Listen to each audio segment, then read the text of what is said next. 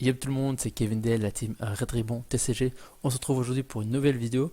Suite à ce petit mois de pause, on est à nouveau motivé avec la team pour vous refaire des vidéos, avec notamment le Karmaket Series qui se rapproche. On a décidé de vous refaire une série, une suite de vidéos qu'on aime bien vous faire, qui sont du coup les analyses deck. Aujourd'hui, comme vous le voyez déjà, je vais vous parler du deck Super Baby 2 qui est sorti avec la BT8 et les starters notamment.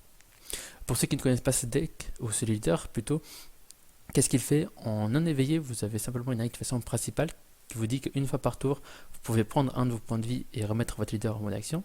C'est-à-dire qu'en non éveillé, vous allez pouvoir taper 2 fois par tour avec votre leader. Et chose à noter notamment avec ce leader, c'est qu'il va s'éveiller à 2 points de vie, mais quand vous allez vous les éveiller, vous allez pouvoir piocher 2 cartes et remettre en mode action 2 de vos énergies, ce qui est quand même assez fort, disons-le tout de suite. Et en éveillé, vous avez du coup le leader que vous voyez à l'écran qui a du coup un réplique, et une fois par tour, quand cette carte attaque, vous allez piocher une carte. Passons notamment tout de suite au but du deck. Le deck a un but très simple, c'est l'agression.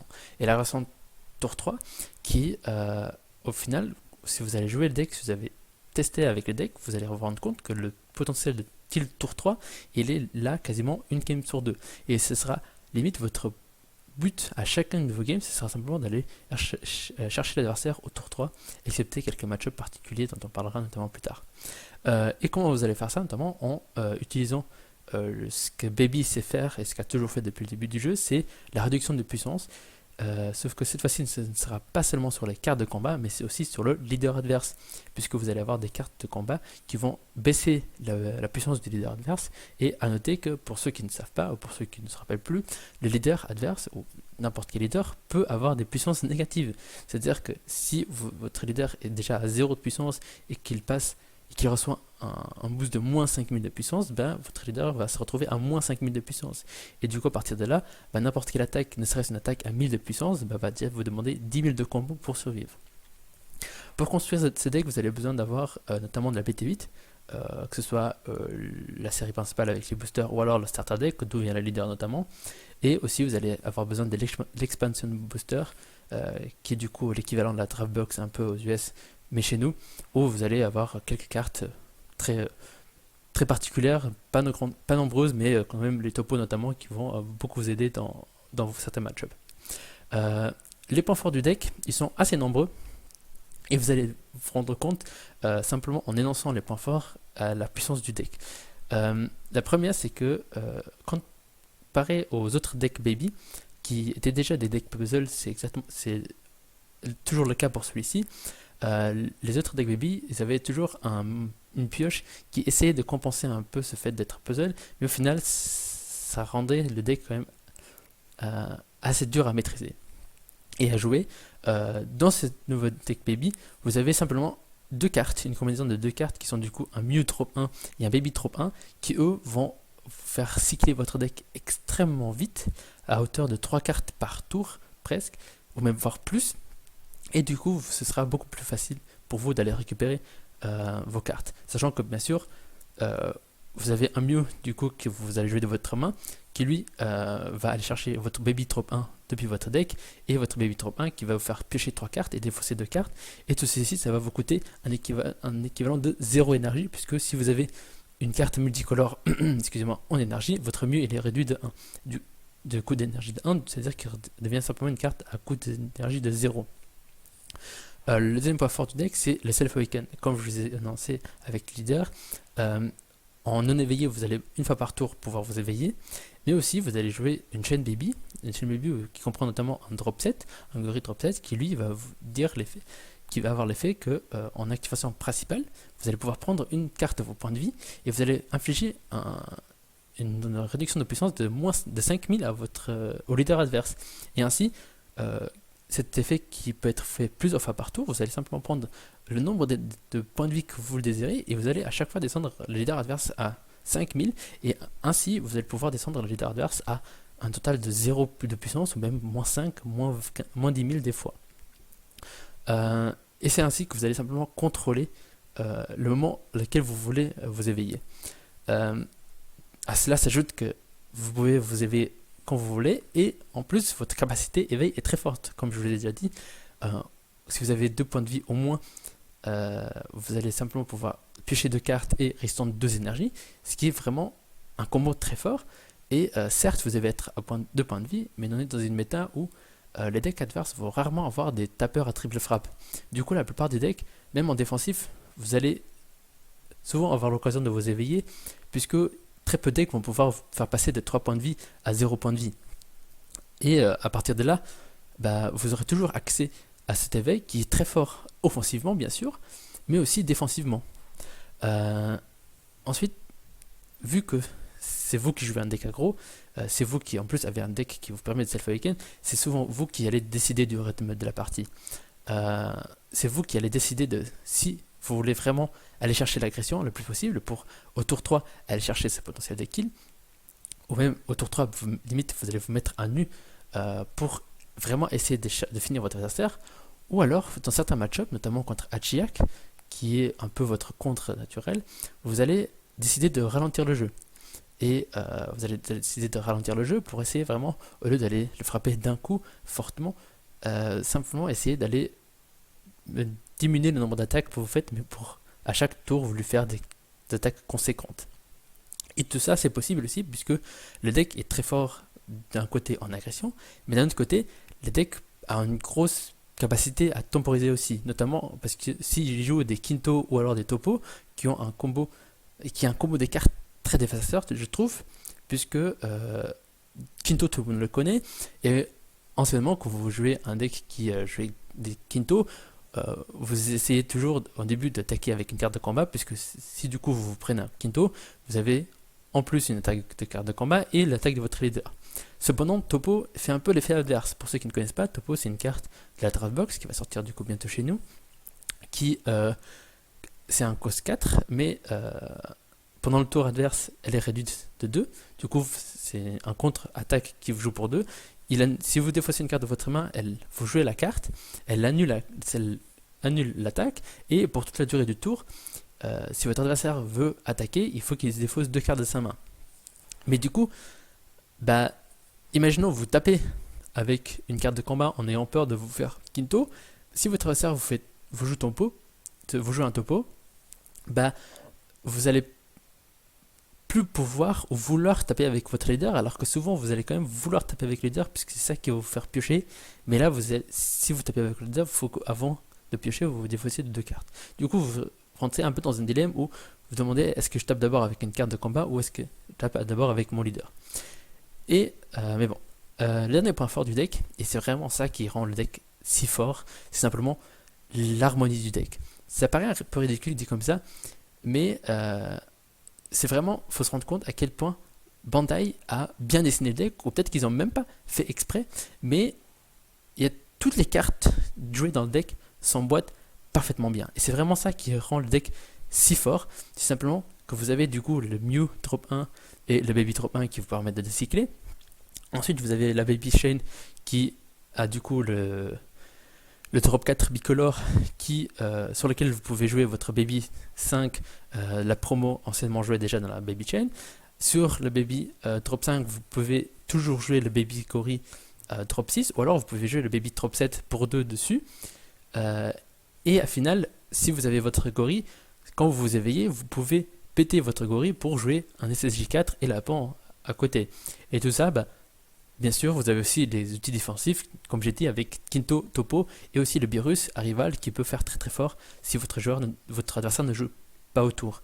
Et toutes ces cartes qui sont comprises dans le deck ont vraiment une harmonie extrêmement forte qui fait que le deck devient un deck tier 0.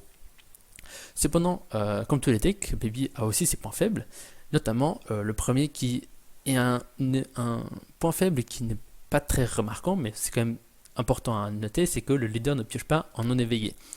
En non éveillé, il a simplement la capacité de une fois par tour, vous pouvez prendre un point de vie et redresser votre leader, mais c'est tout. Vous n'allez pas piocher, et du coup, dans un deck puzzle qui nécessite quand même d'aller chercher les bonnes cartes au bon moment, un manque de pioche peut se faire se ressentir. Et le deuxième point faible, je l'ai déjà dit plusieurs fois, mais c'est un deck puzzle. Même si vous avez beaucoup de pioches, beaucoup de manières de cycler votre deck, avec, comme dit, le combo de Mew plus le Baby Drop 1, si vous ne trouvez pas les bonnes cartes au bon moment, vous n'allez simplement pas pouvoir faire grand chose. Il faut se rendre compte que le deck il est quand même basé sur une combo de 5-6 cartes. Vous avez déjà de 1 le Baby Trop 4 qui est nécessaire, le Baby Trop 5 qui est aussi primordial, le Baby Trop 7 ou le Baby Trop 6 qui peut, le Baby Trop 6 qui peut à certains moments remplacer le Baby Trop 7, mais le Baby Trop 7 qui va quand même vous permettre de se self-awaken. À partir de là, vous allez vous awaken et vouloir jouer votre SSJ4 accompagné de Sapin. Si en plus de ça, vous voulez jouer une tour dans le même tour, ça commence à faire énormément de cartes que vous allez devoir trouver et avoir en main. Le troisième point faible, c'est simplement que c'est un deck qui a un gros potentiel de briques. Et vous pouvez comparer ça un peu au fait que c'est un deck puzzle, mais c'est un deck puzzle et du coup à certaines games vous allez peut-être pas voir toutes les cartes au bon moment et vous allez peut-être les voir un peu trop tard. Mais le deck peut aussi totalement brick. Et quand je parle de brick, c'est que pour ceux qui ne l'ont pas vu, il y a eu le tournoi PBG au mois dernier à Las Vegas. La finale c'était Baby Vegeta contre Broly Bleu-Vert je crois. Et les deux matchs, le joueur Baby n'a pas joué. Il a simplement brick. Les deux games, il a pas pu jouer. Et c'est pour ça que je dis, ça arrivera, il y aura des games où simplement vous n'allez pas toucher des bonnes cartes, vous n'allez pas toucher les cartes que vous avez besoin à ce moment-là, et vous n'allez simplement pas pouvoir jouer. Et vous allez simplement perdre sans avoir joué ne serait-ce. Parce que dans l'exemple, du coup, je crois que la game 2 surtout, je crois que le joueur il a pas touché de carte bicolore avant son tour 2, son tour 3 même, et du coup, si vous n'avez pas de carte bicolore en énergie, ça veut dire que le Mew, il ne vous sert à rien, ça veut dire que vous ne pouvez pas jouer le Baby, parce qu'il n'aura pas d'effet, parce que vous n'avez pas de carte multicolore en énergie, et du coup, vous n'allez pas pouvoir cycler votre deck, vous n'avez pas de moteur de pioche, et vous allez simplement pas avancer dans votre deck, et vous n'allez jamais trouver les pièces qu'il vous faut. Et tout ça va simplement vous faire en sorte que vous allez juste pas jouer dès la game. Prochain point faible, c'est que le deck est très prévisible. Je vous ai énoncé un peu en détail, mais je vous ai simplement dit les grandes lignes du deck. Et en fait, c'est tout ce qu'il y a à savoir. Quand vous jouez contre un Baby, vous savez dès le début ce qu'il va essayer de vous faire et à quoi vous allez vous attendre. Et du coup, vous avez tout ce temps pour vous préparer au mieux possible à ces plays. Vous allez simplement essayer de vous défendre le mieux possible pour au tour 1, au tour 2, vous savez que généralement il ne va pas vous faire grand chose, mais surtout au tour 3 où il va vous mettre tout ce qu'il peut pour essayer de vous tuer. Et si vous avez à bien préparer ce tour 3, vous arriverez peut-être pas sans difficulté, mais vous aurez votre chance de survie. Et le dernier point faible du deck qu'il faut quand même noter, c'est que c'est tuer ou se faire tuer. C'est un deck qui va se self-awaken. C'est un deck qui va même faire exprès d'aller chercher ses points de vie, qui va essayer de faire exprès de se réduire à 1, voire des fois à 2 points de vie en fonction de comment vous le sentez, comment vous décidez de la jouer. Mais certes, vous allez pouvoir vous éveiller tout seul, vous allez pouvoir réduire la puissance adverse du leader adverse. Sauf que si à votre tour de rush, vous n'arrivez pas à tuer les leaders adverses, juste vous allez dire fin de tour et vous retrouvez avec 1 ou 2 points de vie. À partir de là, autant vous dire que ce sera très compliqué pour survivre un tour de plus. Du coup voilà, maintenant je vous ai un peu parlé du point faible, passons notamment aux cartes clés qui sont très nombreuses en deck, comme je vous ai parlé de cette dite harmonie du deck que j'aime beaucoup. Cependant, il existe comme tous les decks des cartes clés qui font vraiment que le deck est très fort et qui font que le deck tourne.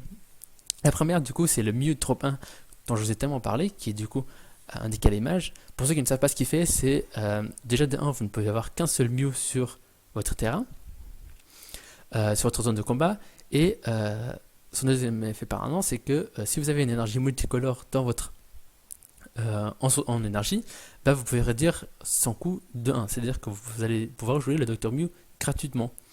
Et son effet, c'est quand vous jouez cette carte, si votre leader est un Baby jaune, vous allez pouvoir choisir un Baby Trop 1 de votre deck et le jouer. Simplement, du coup, pour 0 d'énergie, vous allez pouvoir jouer le Dr Mew plus le Baby Trop 1 qui va vous permettre de piocher. Et ces deux cartes ensemble sont du coup une carte rouge, le Dr Mew, et une carte jaune, le Baby Trop 1.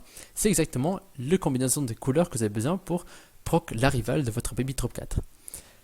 Baby Trop 4 que du coup vous allez jouer la, la promo Baby Trop 5 dessus, et pour 2, vous allez du coup utiliser la capacité X Evolve de ce Baby Trop 7, et vous allez jouer du coup sur la promo Trop 5, ou alors des fois sur le Baby Trop 6. Et ce baby, il a déjà une chose qui est très intéressante, qui est une capacité très forte, qu'on savait dès son annonce qu'elle allait être forte, mais dans un deck baby, elle s'accorde vraiment bien, qui est la capacité offrande. Offrande, pour ceux qui ne connaissent pas, c'est une capacité sortie en BT8. Elle vous dit, quand vous jouez cette carte, votre adversaire a le choix entre soit il choisit un de ses points de vie et les met en zone de dispersion, c'est-à-dire qu'il sécrète un point de vie, ou alors vous allez piocher 2 cartes. Dans tous les cas, vous allez souvent être gagnant. C'est-à-dire que dans un deck aggro, vous serez toujours d'accord pour que votre adversaire sécrète un point de vie, ou d'un autre côté, vous êtes un deck combo, un deck puzzle, du coup, souvent vous allez aussi être content de piocher des cartes. Et du coup, c'est ce Baby Trop 7 qui va notamment vous permettre de vous self-awaken et de mettre des réductions de puissance au leader adverse. Et tout ça va vous conduire à votre gros finisher, qui est du coup le Goku SSJ4, qui est une carte de combat pour 5, mais ça, vous s'en foutez parce que vous allez souvent la jouer gratuitement, puisque ce Noto, c'est si vous n'avez pas de Goku SSJ4 sur le terrain, quand vous annoncez la capacité éveil de votre leader, vous pouvez péter une carte de combat rouge avec 25 000 de puissance ou plus, et dans ce cas-là, vous pouvez jouer votre Goku SSJ4 sans payer son coût d'énergie.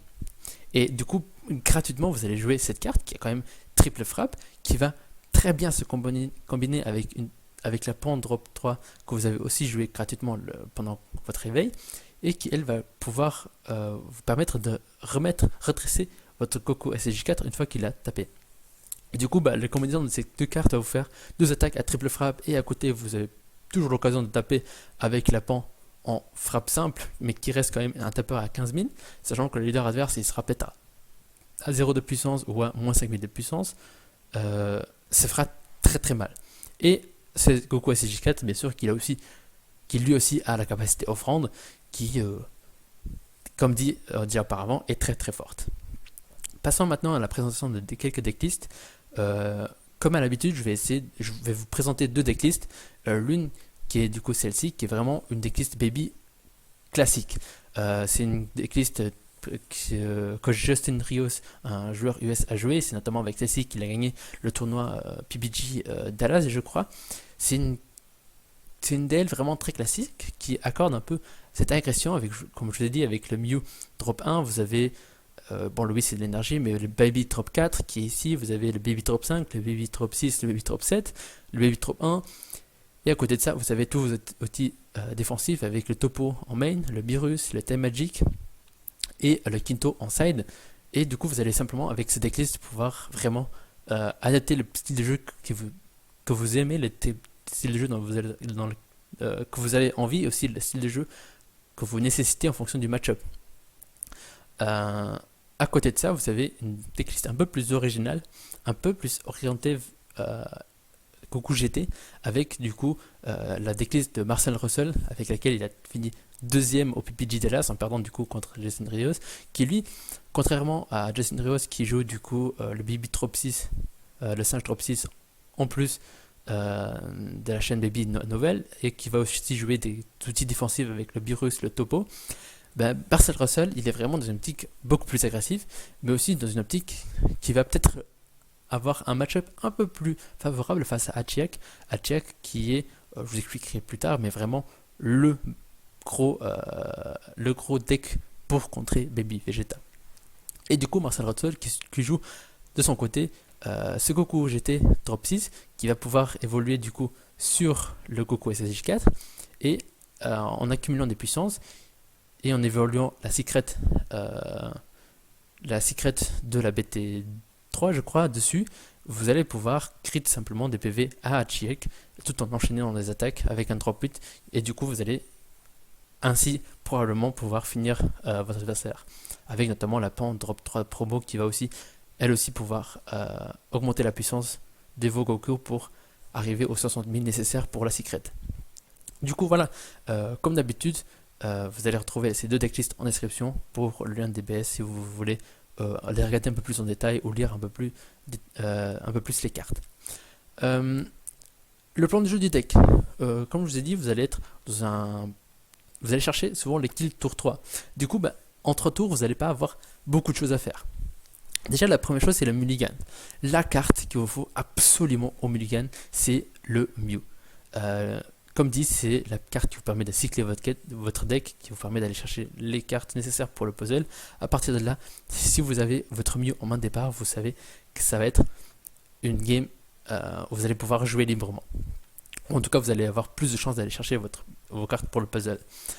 Je ne l'ai pas noté ici, mais vous allez aussi chercher d'avoir toujours une carte bicolore. C'est un deck bicolore, surtout dans celle-ci, vous êtes obligé, c'est vraiment primordial de jouer dès votre tour 1 une carte bicolore pour pouvoir réduire le coût de votre Mew et ainsi aussi activer l'effet de votre Baby Trop 1.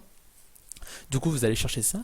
Ensuite, vous allez chercher simplement les cartes de votre puzzle en partant de celle que vous allez jouer le plus tôt, c'est-à-dire le Baby Trop 4. Ensuite, vous allez peut-être aller chercher le Baby Trop 5, le Baby Trop 7, le Coco CJ4 et aussi en dernier la Pan pour essayer vraiment au fur et à mesure compléter votre puzzle en partant du début. Dans votre tour 1, comme dit, vous allez charger une énergie bicolore et vous allez, je ne l'ai pas noté ici, mais vous allez déjà taper avec votre leader, ou en fonction du match-up, vous allez peut-être pas taper, mais en tout cas, vous allez souvent faire l'effet pour prendre un point de vie, et vous allez enchaîner sur votre Mew pour Baby pour, dès le début, commencer à cycler votre deck. À votre tour 2, c'est un peu le tour creux du deck, puisque c'est le tour où vous allez rarement faire quelque chose. En tout cas, ça dépend encore une fois là aussi du match-up. Je sais que je l'ai dit beaucoup de fois dans cette vidéo, mais DPS reste un deck des match-up. Il y a certains decks qui contre d'autres et des decks qui sont très forts contre d'autres. Du coup, tout dépendra toujours du deck que vous aurez en face, mais voilà, je vais essayer quand même de donner une idée globale de comment jouer le deck. À votre tour 2, vous allez, là aussi, si vous avez l'occasion de jouer votre Mew, de jouer un Mew pour aller chercher un baby dans le deck et ainsi pouvoir cycler votre deck, à noter que vous ne pouvez pas avoir deux Mew ou deux baby sur le terrain. C'est-à-dire que si vous avez joué un Mew et un baby au tour 1, à votre tour 2, avant de pouvoir jouer à nouveau ces deux cartes, vous allez devoir combo avec les deux cartes sur le terrain. À partir de là, déjà que vous combotez les deux cartes, vous aurez l'occasion notamment de sortir votre Baby Trop 4. Baby Trop 4 qui a barrière, je vous rappelle. Du coup, il y a quand même peu de choses de la méta qui le gèrent.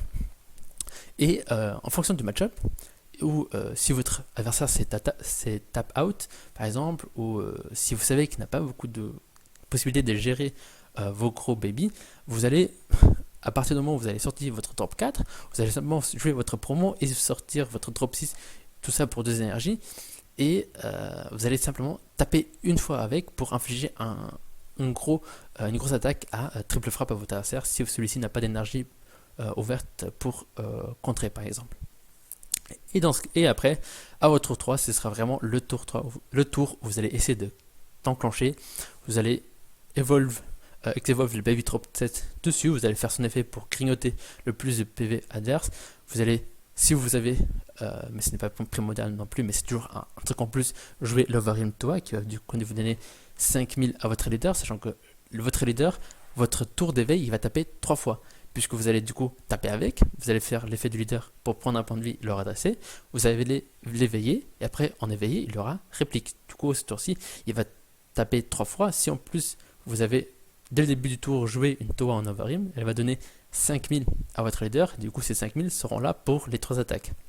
Sans parler du fait que Toa, ce sera toujours une attaque en plus. Et du coup, à partir de là, vous allez du coup vous awaken, jouer la SSJ4 et la Pan pour essayer de finir avec ces attaques, toute cette globalité d'attaque, essayer d'aller finir votre adversaire. Du coup, j'espère que vraiment vous vous êtes rendu compte de toute la puissance du deck, puisque en 3 tours et avec très peu de setup, certes il faudra toujours avoir les bonnes cartes en main, mais avec très peu de setup, vous allez pouvoir enchaîner un nombre d'attaques très conséquent. Du coup, voilà, je vous ai dit tout ce que j'avais à vous dire sur le deck. Maintenant, comme chacune des vidéos, je vais essayer de vous expliquer un peu comment contrer le deck, même si Baby est considéré beaucoup comme un tier 0. Tier 0, ça veut dire que c'est vraiment un deck qui est au-dessus de beaucoup de decks de la méta, et c'est un deck où ça va pas être évident de jouer contre. Il y a quand même des choses que vous pouvez faire, il y a des choses que vous pourrez prévoir, mais à aucun moment vous pourrez vous dire que jouer contre Baby ce sera facile si vous faites ceci. Bon, excepté si vous jouez à Chiak, mais ça c'est vraiment un cas à part. Du coup, le premier conseil que je peux vous donner, c'est de protéger vos points de vie en early. Comme je vous expliquais, du coup, le leader adverse, le leader Baby va souvent attaquer 2 fois par tour en early, au tour 1 et au tour 2 si c'est pas lui qui commence. Et il va simplement vous attaquer avec des attaques à 10 000. Si vous arrivez à défendre quelques-unes de ces attaques, si notamment pour les attaques à 10 000, vous allez simplement vous défausser d'une carte ayant un combo de 5 000, ce sera vraiment des PV que vous allez pouvoir économiser pour plus tard. Si je joue des cartes avec offrande, vous allez pouvoir du coup créer de ce point de vie pour l'empêcher de piocher de cartes et du coup de trouver ces cartes de puzzle, ou alors simplement sur une attaque à 15 000 du leader alors que votre leader il est à 0 de puissance, ben là ce sera quand même plus préférable à laisser passer plutôt qu'une attaque à 10 000 sur votre leader qui a lui aussi à 10 000. Le deuxième conseil que je peux vous donner, c'est de gérer ses babies. Que ce soit pendant le tour adverse ou pendant votre tour, c'est-à-dire que si par exemple votre adversaire joue un baby trop 6 pendant son tour pour essayer de vous mettre une grosse attaque à triple frappe, essayez vraiment pendant votre tour de gérer ce baby. Pas forcément en y mettant des attaques, mais en rajoutant dans votre deck des cartes intéressantes pour cet effet, c'est-à-dire notamment par exemple des Phasasan Kamehameha qui du coup va pouvoir, pour une énergie, permettre de péter ce gorille, et à son prochain tour, votre adversaire devra ressortir sa chaîne s'il veut enchaîner sur excusez-moi, sur un tour avec éveil plus SSJ4, pan, etc. Ou sinon, pendant le tour adverse, vous avez aussi la capacité la possibilité de excusez-moi, de gérer ces babies, notamment avec un Mafuba si vous jouez bleu-vert, ou avec un Bireux si vous jouez rouge-jaune, puisque du coup, si vous gérez son baby drop set, notamment celui avec lequel il va self-awaken, à partir de là, si vous gérez ce baby, il n'aura plus de créatures. S'il n'a pas d'autres créatures à 25 000 de puissance ou plus sur son terrain, il n'aura pas de sacrifice pour jouer de son Goku SSJ4, et du coup, de 1, vous gérez son baby, et de 2, il n'aura pas la possibilité de sortir son SSJ4, du coup, son tour devient d'un coup vraiment beaucoup moins conséquent. Le troisième possibilité de contrer le deck, c'est de préparer des réponses à SSJ4. C'est notamment, sans aucune surprise, la carte pas la plus puissante, mais en tout cas la plus forte en termes de capacité, c'est-à-dire qu'elle a quand même triple frappe, offrande et 30 000 de puissance. Et du coup, si vous allez vous mettre deux attaques à triple frappe 30 000, et que vous n'avez pas de réponse en main, c'est-à-dire que ce soit des Negate ou un Mafuba ou un Beerus par exemple, ou quelconque autre carte gérant ce SSJ4, vous allez vraiment passer un très mauvais quart d'heure à soit devoir out-combo cette attaque, ou alors simplement en perdant la game là-dessus. Et la quatrième façon de contrer le deck, c'est de ça sonne un peu bête dit comme ça, mais de survivre son tour d'agression. C'est-à-dire que à partir du moment où il va sortir son baby drop set et qu'il va faire son effet pour prendre des points de vie, vous savez que c'est ce tour-là qu'il vous faut absolument survivre. C'est-à-dire que si vous arrivez à survivre ce tour-ci, votre adversaire va se retrouver à 1 ou 2 points de vie, et pendant votre tour, ça sera beaucoup plus facile de le tuer, ou vous allez quasiment tout le temps réussir à le tuer. Et du coup, vous allez simplement attendre son tour de rush, et à son tour de rush, vous allez utiliser toutes les ressources en main pour essayer de défendre. Et notamment des Kinto ou des Topo qui sont très forts, puisque si vous jouez Kinto, votre adversaire ne pourra plus attaquer avec ses cartes de combat qu'une seule fois. Il aura quand même ses 3 attaques du leader, mais ça la ralentira quand même un peu dans son agression. Et à côté, si vous jouez un Topo, à chaque fois qu'il va vouloir attaquer, il va devoir défausser 2 cartes de sa main, ce qu'il arrivera souvent à faire, puisque notamment avec ses offrandes, il va en fin de partie au tour 3 piocher quand même à cette carte, mais il arrivera à faire passer 1, 2, peut-être 3 attaques, mais aller plus loin que ça se révélera être quand même assez compliqué pour lui. Et du coup, en mettant tous ces points faibles, tous ces contres ensemble, on se retrouve à voir que au final jouer à Chiak, c'est quand même une très belle façon de contrer baby, puisque Hachiak ça veut dire quoi? Ça veut dire un quinto entre guillemets, c'est ce qu'on dit souvent, intégré au leader. Du coup, à partir de là, le joueur baby aura déjà beaucoup plus de mal à vous infliger des gros dégâts puisqu'il aura peu d'attaques disponibles pendant son tour. À côté de ça, vous allez jouer des Delete Defender, des bloqueurs et des Negate qui simplement, si il arrive à vous frapper avec une attaque à triple frappe ou à double frappe, vous avez toujours la capacité soit de le bloquer ou alors de la contrer. Et dans ce cas-là, il aura vraiment beaucoup de mal à vous faire infliger des points de vie. Et du coup, voilà. Autant vous dire que dans la bêta, il y a clairement deux decks qui se distinguent actuellement. Il y a déjà le deck Baby. Du coup, c'est le deck Baby que on a décidé de la première vidéo de cette nouvelle série serait du coup sur Baby. Mais à côté, il y a vraiment Hachiak qui a un très bon match-up contre Baby, mais qui a un match-up jouable contre à peu près tous les decks, puisque le deck est simplement très fort dans ce qu'il est. Et du coup, nous avons décidé aussi pour la prochaine vidéo sera une vidéo analyse deck sur Hachiak qui ne sera pas présentée par moi-même mais qui sera présentée par un autre joueur de la team. Je vous laisse la surprise pour la prochaine fois. Et en tout cas voilà. J'espère que cette vidéo vous aura plu, j'espère qu'elle vous aura servi, que vous aurez appris de nouvelles choses. Moi je vous dis du coup à très vite pour de nouvelles vidéos. On a profité un peu de ce mois de décembre, c'est le début au mois de janvier pour prendre une pause. Comme on en a souvent besoin, mais voilà, je vous promets que maintenant on va un peu se remettre sur YouTube et essayer de vous sortir des vidéos assez fréquemment. Mais bon, je m'arrête là, moi je vous dis à très vite, à plus tout le monde. Ciao ciao.